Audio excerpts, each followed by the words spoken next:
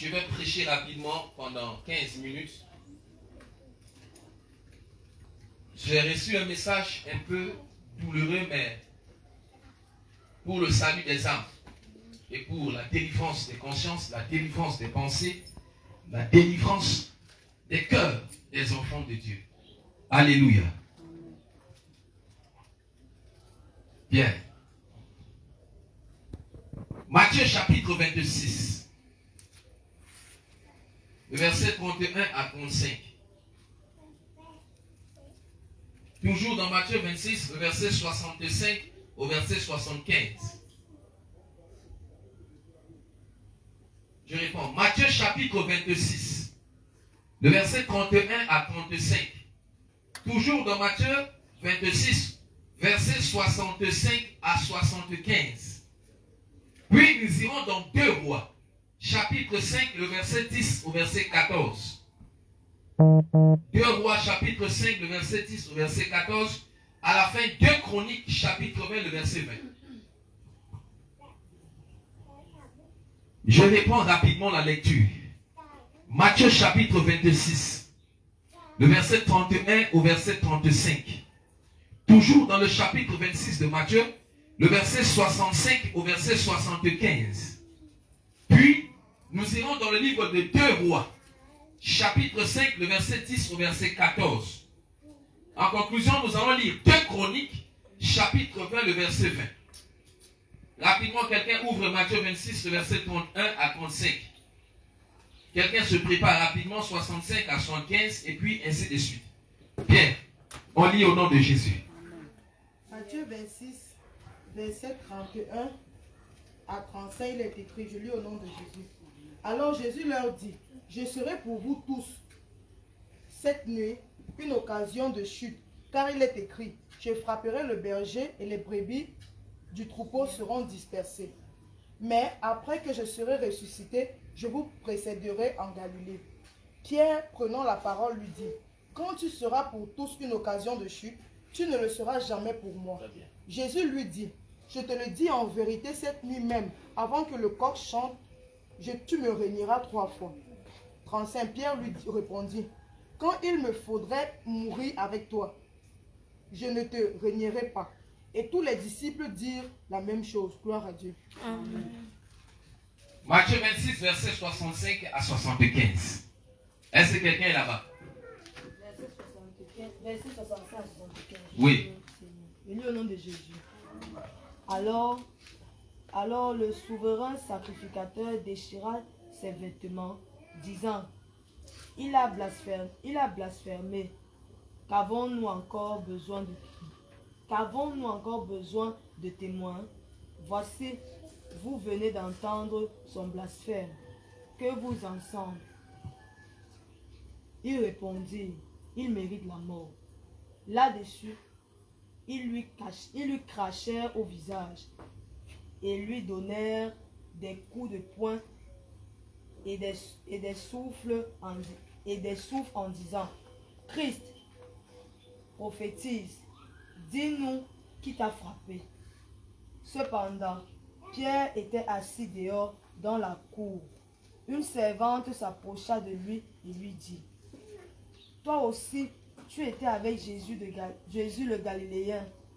Mais il le nia devant tous, disant, je ne sais ce que tu veux dire. Comme il se dirigeait vers la porte, une autre servante le vit et dit à ceux qui se trouvaient là, celui-ci était aussi avec Jésus de Nazareth. Il le nia de nouveau, avec serment, je ne connais pas cet homme. Peu après, ceux qui étaient là, s'étant approchés, dirent à Pierre, certainement tu es aussi de ces gens-là, car ton langage te fait reconnaître. Alors, il se mit à faire des imprécations et à jurer, je ne connais pas cet homme. Aussitôt le coq chanta. Et Pierre se souvint de la parole que Jésus avait dite. Avant que le coq chante, tu me régneras 3 fois. Et étant sorti, il pleura amèrement. Merci. 2 Rois chapitre 5, le verset 10 à 14. Rapide. 2 Rois, le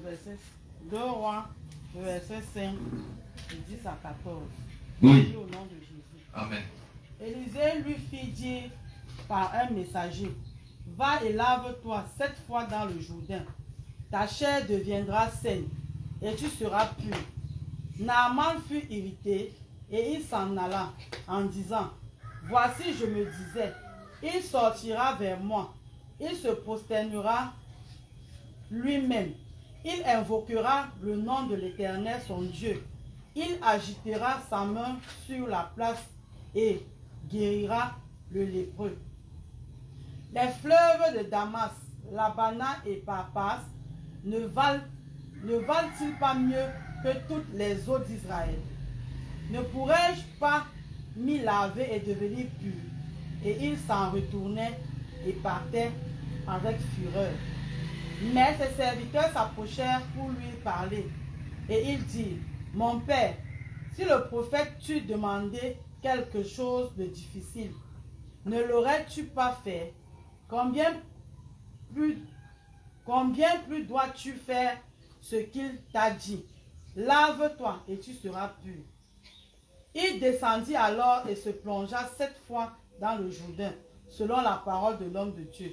Et sa chair devint comme la chair d'un jeune enfant, et il fut pur. Amen. Amen. 2 Chroniques, chapitre 20, le verset 20.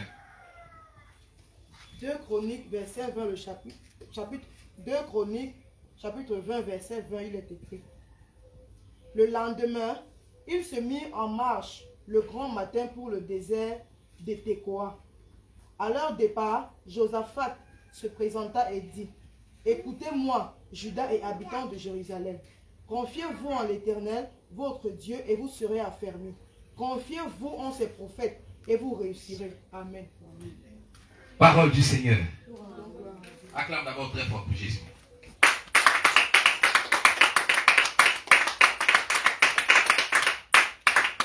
Acclame maintenant pour le Saint-Esprit.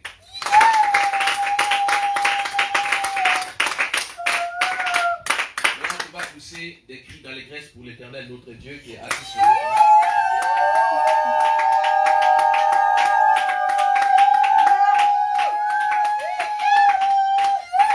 Et tu vas acclamer très fort pour ta visitation de ce matin.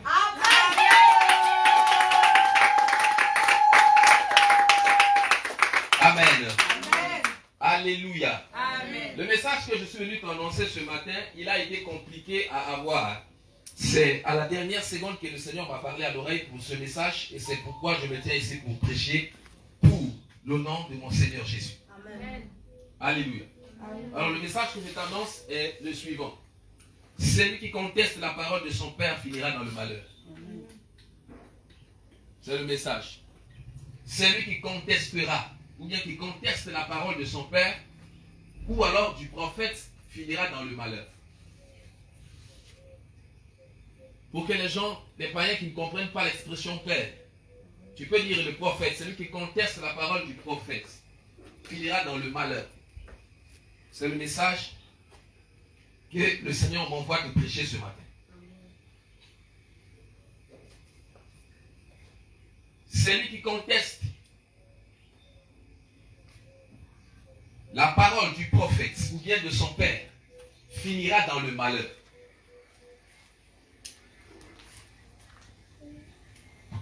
Amen. Alléluia.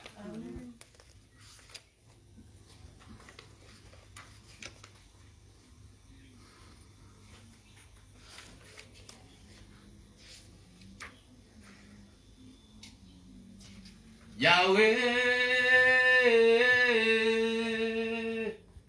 Yahweh, tu es vivant, si vivant dans ma vie. Tu es vivant, si vivant dans ma vie.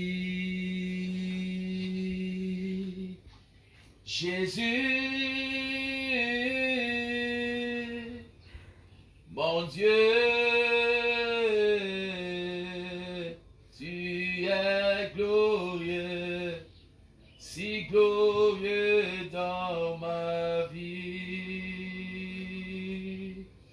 Tu es excellent, si excellent dans mon âme. Oh, Esprit de Dieu, ton nom est merveilleux. Tu es puissant, si puissant dans ma vie. Tu es puissant, si puissant dans mon âme. Jésus ya Zambia lezu sunanga madoso ya.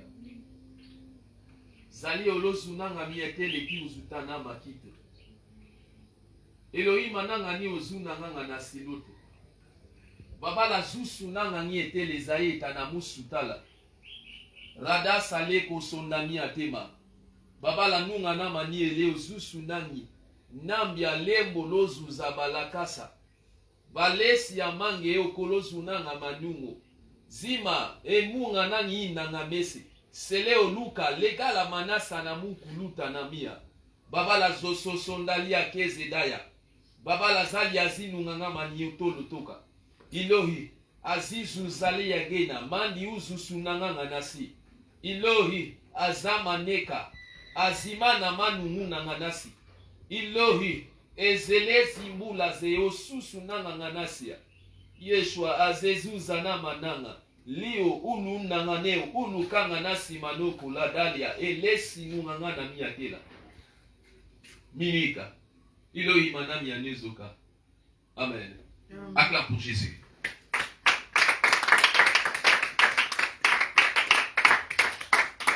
Celui qui conteste la parole du prophète ou alors qui conteste la parole de son père finira dans le malheur. Alors le Seigneur veut parler à une catégorie de chrétiens. Une catégorie de brebis qui sont blessés aux pattes. Une catégorie de brebis qui sont blessés aux reins, qui sont blessés dans le ventre, qui sont blessés même sur la tête, avec des blessures qui sont ouvertes comme ça. Alléluia. C'est à cette catégorie de chrétiens, et pour édifier aussi les chrétiens qui ne sont pas galeuses, des chrétiens qui n'ont pas de blessures, et des chrétiens qui ne sont pas blessés aux pieds. Ça, c'est un message qui a deux volets. Il est là pour soigner les autres et pour édifier les autres. Amen. Amen. Celui qui conteste la parole de son père, ou alors celui qui conteste la parole de son prophète, il finira dans le malheur. La Bible a dit dans le livre de Matthieu chapitre 26 que lorsque le Seigneur Jésus parlait à Pierre, Pierre qui est son enfant, Pierre qui est son disciple, Pierre qui est celui qu'il a choisi pour porter l'évangile dans les nations, Pierre qui l'a choisi pour que Pierre porte l'onction, pour amener la paix, pour amener la guérison, pour amener la délivrance dans les peuples. C'est ce Pierre qui était ancien pécheur, qui n'avait rien des choses de l'esprit, qui ne connaissait pas Dieu et qui ne connaissait rien du royaume de Dieu. Alléluia. Amen. C'est alors Jésus qui allait chercher ce pêcheur de poissons, qui n'avait rien, qui n'avait même pas d'habit, qu'on ne considérait même pas dans le monde. Il n'est même pas intelligent, il n'est pas allé à l'école, il n'est pas instruit. Pierre n'était qu'un pêcheur. Il n'avait rien de bon, rien de splendeur qui dégageait en lui. Alors Pierre était un homme sans valeur. Alors un homme est allé le chercher pendant qu'il pêchait les poissons avec son père. Et il dit, tu ne seras plus pêcheur de poissons, mais je ferai de toi. Il dit, je vais te transformer et tu deviendras autre personne. Il dit, je ferai de toi. Il dit, je vais changer en toi cette nature.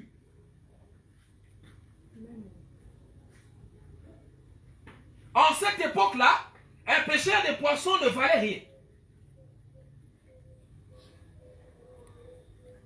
Alors Jésus dit, je vais te transfigurer. Je vais t'élever à la dimension que personne ne peut imaginer. Même toi, tu n'as pas conscience de ce que je ferai pour toi. Alors ce Pierre, que Jésus allait chercher dans les eaux des pêcheurs de poissons, pour l'emmener dans le royaume de Dieu et l'instruire de manière spirituelle et de manière physique. Et lui donner des dons qui valent mieux que l'argent, des dons qui valent mieux que des trésors de la terre, des dons qui peuvent t'instruire et confondre même les scientifiques et confondre même les grands philosophes. Parce que l'onction ou alors l'esprit de Dieu en l'homme peut lui donner des capacités au-delà des intellectuels.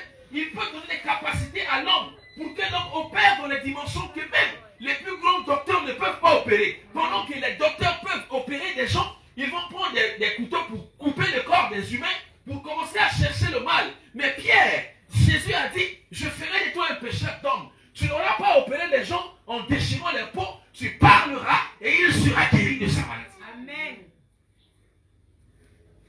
Alors, ça signifie que Pierre est devenu un homme au-dessus des hommes. Alors, c'est Jésus a fait de Pierre un Dieu. Parce que celui qui peut faire les choses au-delà des hommes est un Dieu. Voilà pourquoi la Bible a dit dans le livre de Psaume 82, vous ne savez-vous pas que vous êtes des dieux? Vous êtes des fils du Très-Haut. Celui qui est fils de Dieu est aussi un Dieu. Alors Pierre qui lui était un simple humain, mais que Jésus allait prendre et façonner, transformer, enlever le mal en lui, le laver, l'habiller correctement. Pierre qui ne savait pas parler aux gens, Jésus l'a instruit et Pierre a commencé à être un homme éloquent. Alors qu'il n'avait pas la parole, il ne connaissait rien dire. Mais il arrive à un moment donné où le Père spirituel est en train de prophétiser ce qui arrive et le Fils conteste avec son Père.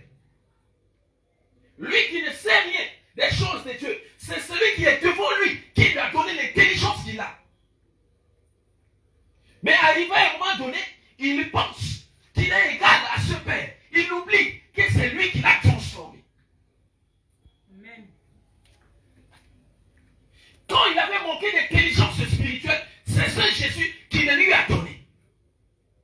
Lorsque les hommes ne l'écoutaient pas, il n'était même pas crédible aux hommes, mais ce Jésus lui a donné de crédibilité. Amen.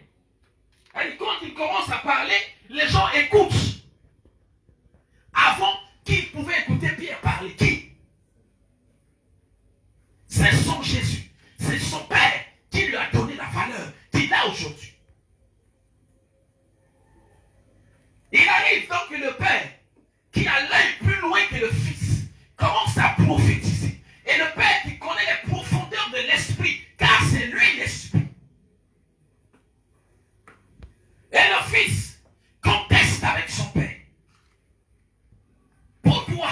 Parce qu'il a déjà une certaine intelligence spirituelle. Il y a des gens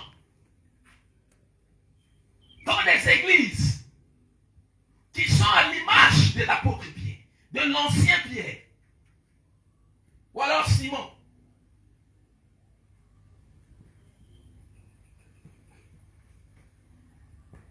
Son père parle, il dit non, ça n'arrivera pas parce que ce n'est pas ça que je suis.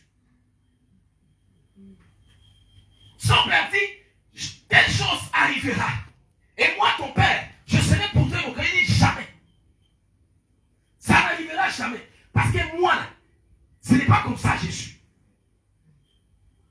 Il est en train d'apprendre à Jésus que Jésus ne le connaît pas bien. Il est en train d'enseigner à son père que l'intelligence de son père est limitée.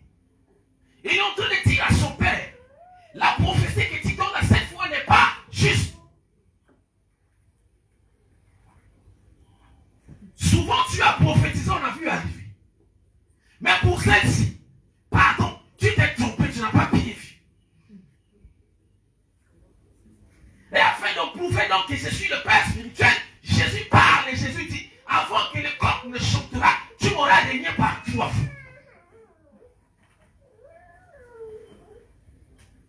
Pierre alla donc se présenter à la cour du souverain sacrificateur. Et puis quand il arrive là-bas, les gens reconnaissent Pierre parce que la personne qui l'a instruite, il a déjà le style de Jésus. Jésus. Il s'habille comme Jésus. Il marche comme Jésus. Il regarde comme Jésus. Même sa gestuelle, c'est comme le Seigneur. Alors quelqu'un le reconnaît là-bas, il dit, toi tu es certainement avec cet homme-là. Parce que tu parles comme lui. Et Pierre dit non. Je ne connais pas cet homme-là. On ne se connaît pas.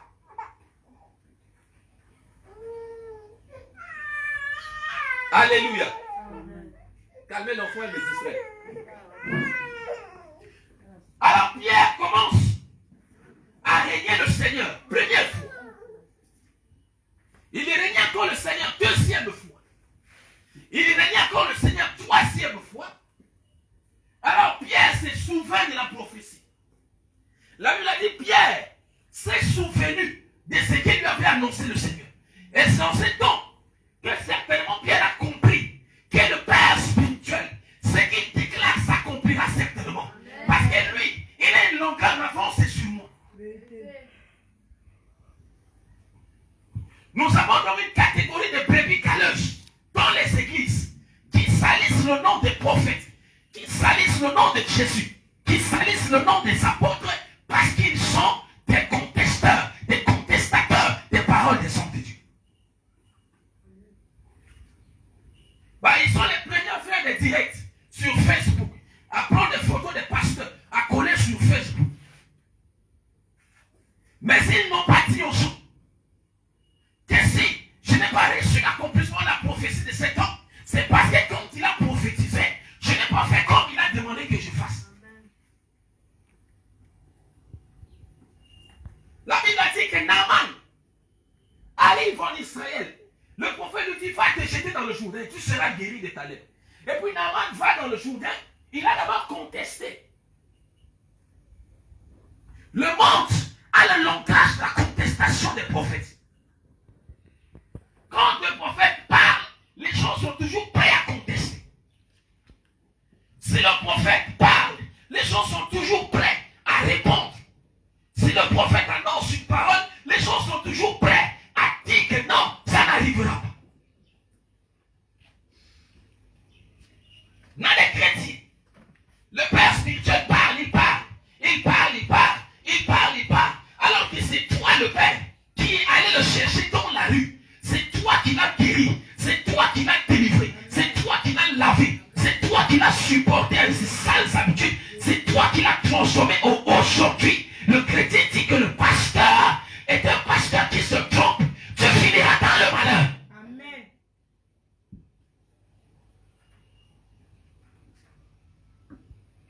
Tu finiras mal. Pierre péchait à côté de son père. Son père n'a pu rien faire pour lui. Tout ce que son père pouvait faire, c'est de lui donner d'être un pêcheur de poissons. Tu es là depuis des années avec tes frères, tes soeurs, ta mère, ton père. Ils n'ont plus rien te donner de concret. Mais un étranger est sorti d'une autre ville, d'une autre tribu, est venu te délivrer d'abord du démon qui te possède. Il est venu changer le cours de ta vie. Et c'est cet homme-là que tu veux plaquer avec lui. Amen. Ça n'a pas de sens. Ça n'a pas de sens. Ça n'a pas de sens. Amen.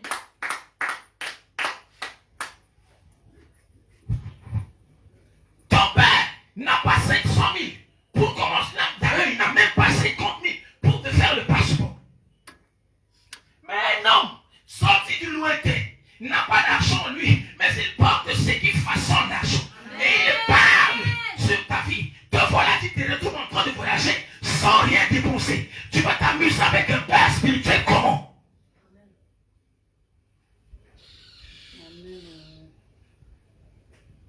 Comment? C'est eux qui sont les premiers à les parler sur les réseaux sociaux. Ils sont dans les églises. Le Père spirituel parle pour le Seigneur. Le Seigneur dit, vous allez faire des semences. Mais le jour des semences, ils ne sont pas là. Mais ils sont les premiers à les dire dans les réseaux sociaux que depuis 4 ans, je suis dans l'église là, rien n'avance dans ma vie. Tu es sorcier ou tu es chrétien.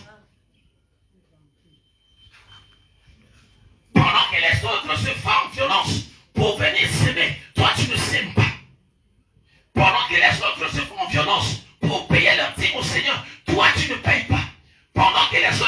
font violence pour venir balayer l'église. Toi, tu ne parlais pas. Et lorsque Dieu parle, tu contestes. Comment l'accomplissement de la prophétie viendra à toi? Parce que tu es hors la loi d'esprit. Dieu n'est pas une boutique où on va faire un crédit. Vous honorez les bars, vous honorez les snack bars, vous honorez les occultistes, vous honorez les images païennes, mais vous n'honorez pas les prophètes qui peuvent, eux, transformer vos vies. C'est de l'incompréhension, c'est la confusion du monde.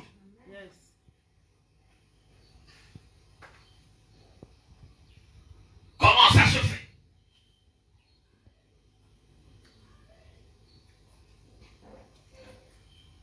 Il y a des gens, il est à l'église, il n'a jamais d'argent pour s'aimer, jamais d'argent pour payer les dîmes, jamais d'argent pour payer des offrandes, pour donner des offrandes à Dieu.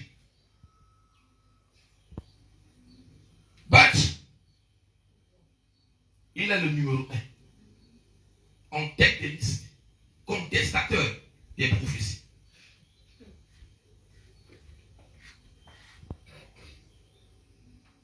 Ce n'est loin de là l'envie de m'enorgueillir. Mais quiconque m'a connu et qui a exécuté ce que j'ai dit a réussi. Je parle français. Et quand tu me connais, si je te dis fais comme ça et tu fais exactement comme je dis, tu vas réussir. Mais il y a des mangeurs de macabre au cul là, qui viennent en dessous. Quand tu fais comme ça, il dit que non, je n'ai pas fait ça. Le prophète a exagéré. Il est, mais il veut réussir. Et puis demain, il ne réussit pas. Il part parler dans les ruelles. Qui le prophète Ange, l'apôtre Ange est monté, il est descendu et monté. C'est apôtre ton Ange là qui a accouché ton grand-père. Là, on est famille.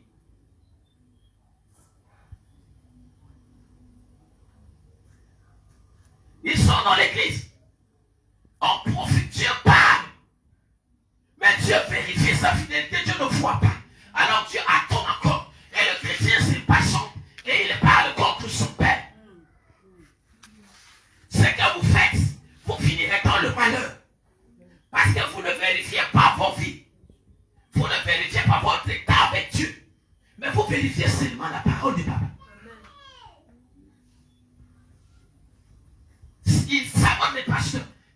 Tu parles dans les réseaux sociaux, tu vas voir comment on sabote les pasteurs. Mais ces gens qui sabotent les pasteurs ne partent pas dire à la face du monde que quand vous me voyez là, je sais d'avoir un chrétien qui ne donne pas les offrandes. Je ne paye pas les dîmes à l'église. D'abord, je ne sais même pas. Déjà, premièrement, d'abord, moi, je ne parle pas tous les gens à l'église. Ils ne disent pas. Ils ne révèlent pas au monde que je n'ai pas fait comme le pasteur m'a demandé de faire. Ça, ils ne le disent jamais. Mais ils partent annoncer des faussetés sur les dos des apôtres.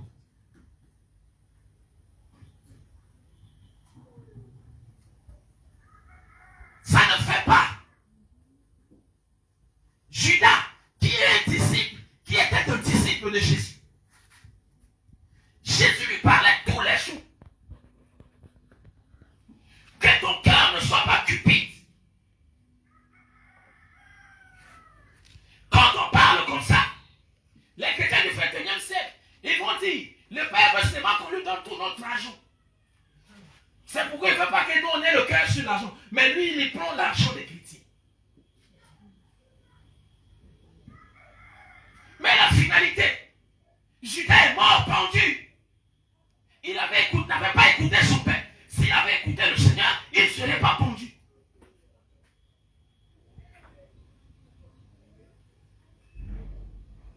Il y a des chrétiens. Ils quittent une église. Quand il a déjà chié là-bas, il a déjà merdé là-bas. Il change d'église pour aller ailleurs où on ne le connaît pas encore. Alors le pasteur est conscient et aveugle spirituel qui n'est pas capable de discerner que c'est lui qui porte la malédiction du pasteur. Il commence à accuser l'oncle du village. Voilà les confusions. Et quand il est dans l'église, il vient gâter votre ministère.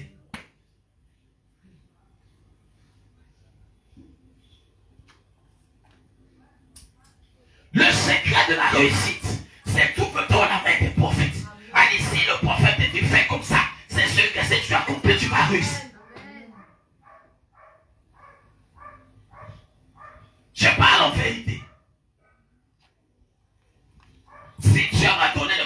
sur 800 personnes, 750 ont reçu leur miracle. Ils ont réussi. 750, j'ai un bilan positif. Amen. Pourquoi? Parce que j'écoute d'abord Dieu. Qu'est-ce que Dieu dit? Seigneur, qu'est-ce que tu dis? Si le Seigneur me dit qu'il fasse telle chose, je te répète que l'Esprit me dit que tu dois faire telle offrande, tu dois faire telle manière, et ainsi le Seigneur te fera du bien.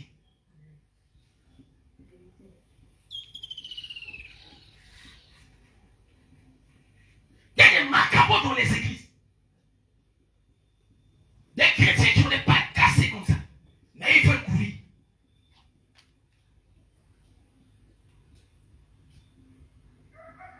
Contestent la parole de Dieu.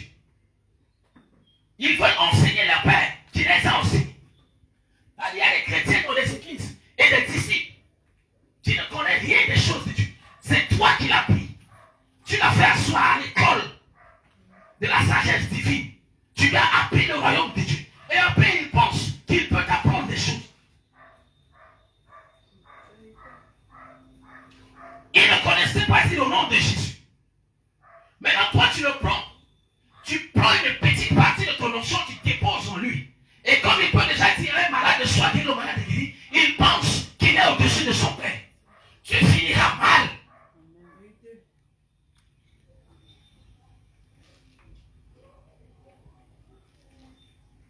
La Bible a dit que Jésus qui est Dieu ne s'est pas égalé à Dieu. Il s'est fait tout petit. Malgré que Dieu lui a tout donné, il a conçu que c'est mon Père. Il est au-delà de ce que je suis. Et Jésus est descendu. Mais les disciples d'aujourd'hui, les enfants spirituels d'aujourd'hui, possédés par le diable, qui remplissent les églises. Et puis quand il part en mission, il va mourir, on accuse le pasteur. On dit c'est son père qui l'a vendu pour être grand. Alors que le fils qui était en mission était devenu un fils rebelle. La couverture de son père est quittée. Voilà comment il part trouver la mort. Et on accuse que c'est le père spirituel. C'est l'apôtre, le général, le père, leur grand prophète là, c'est lui. C'est sa renommée qui est en train de grandir comme ça, il tue les gens.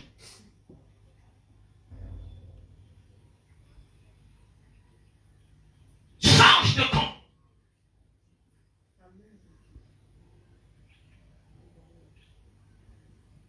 Il y a les chrétiens.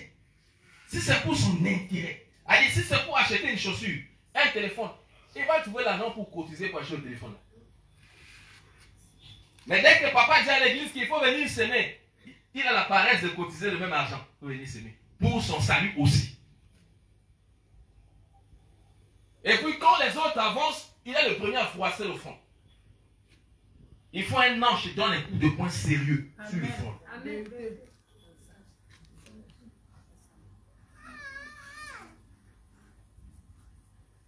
Tu ne peux pas. Je dis, hein. Même la logique humaine, des simples humains, la réflexion des humains, petite réflexion des êtres humains. T'as dit quelqu'un qui t'a trouvé abandonné. Il te prend, il te lave, il t'habille, il te vêtit, il te donne à manger, tu prends le poids, tu deviens brune, tu deviens bien. Tu vas planer avec lui.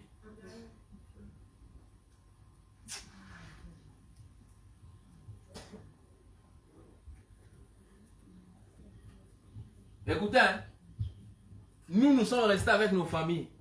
Elle ne nous a rien donné. Amen. Nos oncles qui ont les grosses véhicules là, ils nous ont rien donné. Nos tantes qui sont aux étrangers, elles ne nous ont rien donné. Ce qu'elles nous envoient, c'est des grosses à dents. Et les pâtes dentifrice et les grosses boîtes d'allumettes comme ça. C'est ça qu'on nous donnait. Parce que c'est ça qu'ils considèrent nos vies. Mais il y a quelqu'un d'autre qui nous a donné ce qui vaut mieux que la vie en elle-même. Amen. Elle dit, quand on veut prêcher,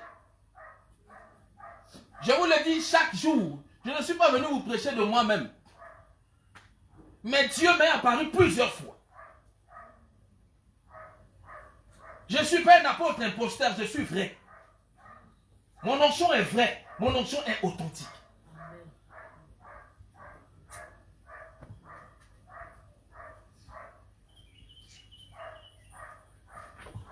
Dieu rassuré d'abord que quand je vais t'envoyer devant le monde, il faut que toi-même tu sois là-bas un témoignage. Donc moi qui te prêche, je suis d'abord un témoignage. D'abord.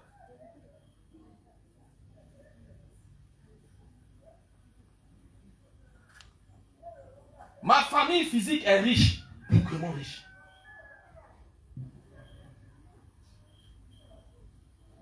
S'il y a 100, quelque chose à la République, ma famille est peut-être 10. Ils ont de l'argent, ils sont influents, mais ils ne m'ont rien donné.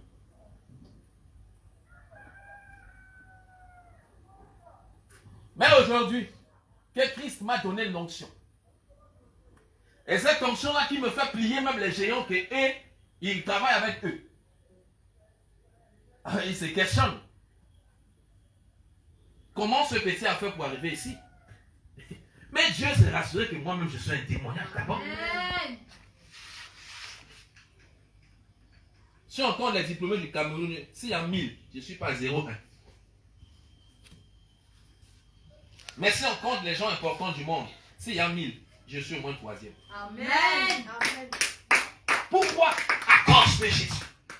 C'est lui qui m'a donné ce que je suis. C'est comme si je me lève en ce matin. Je dis au Seigneur Jésus que ce que tu m'as annoncé là, ça ne va pas arriver.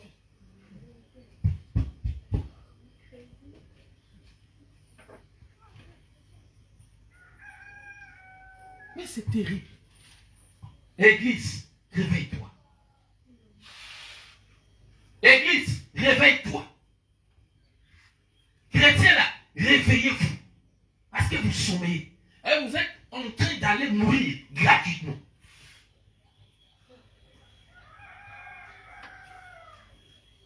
On ne s'amuse pas avec le porteur d'onction. A-dit quelqu'un qui porte l'onction, on t'amuse. Si tu sais que celui-ci a délivré quelqu'un, fais attention à lui. Si on te place tout de suite avec un démon, il va te tuer même sans avec un client les bras. Il te tue tout de suite. Mais tu vois quelqu'un qui affronte les esprits et qui remporte le combat sur les esprits, il faut avoir peur de lui.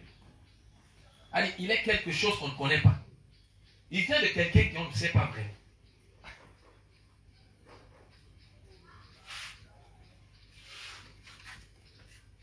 Si tu as l'intelligence, écoute ce que l'esprit prêche à l'église.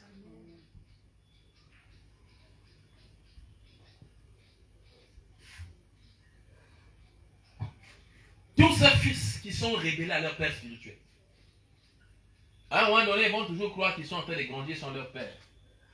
Mais une seule flèche viendra. Il va écouler tout ça. Et voir, va emmener sa vie avec. S'amuse pas avec Dieu. Parce que c'est lui qui fait ce travail, sabote et l'église et Jésus. Aucun homme ne peut accepter que tu salisses sa femme, il te laisse. Parce que l'église est l'épouse de Jésus. Et quand tu commences à salir le nom de l'épouse de Jésus, il ne va pas te laisser. Allez demander à Saul de Tarse, il va vous dire. Il a persécuté l'épouse du Seigneur. Le Seigneur n'a pas envoyé un ange. Il est venu lui-même. Pour lui poser la question, mais mon type, tu fais quoi? Tu me fais du mal? Comme, ok, je vais te souiller même alors. Celui que tu es en train, la femme de celui que tu es en train d'insulter là, tu vas là, tu deviens sa servante. Tu vas servir mon épouse. C'était ça. Jésus a humilié Paul. En même temps l'élevé. Parce que celle qu'il a insultée, l'épouse de celui qui l'a insulté, finalement, il est devenu le serviteur de cette épouse. Tu connais un homme qui peut laisser tu insultes sa femme? Tu la sabotes partout. Tu pourras te laisser. Il ne va pas envoyer son fils né. Il va venir lui-même. C'est comme ça. Il y a des femmes qui tuent insultes son mari, sa tête quitte. Mais dites-vous donc que Jésus qui est Dieu ne s'amuse pas avec son épouse.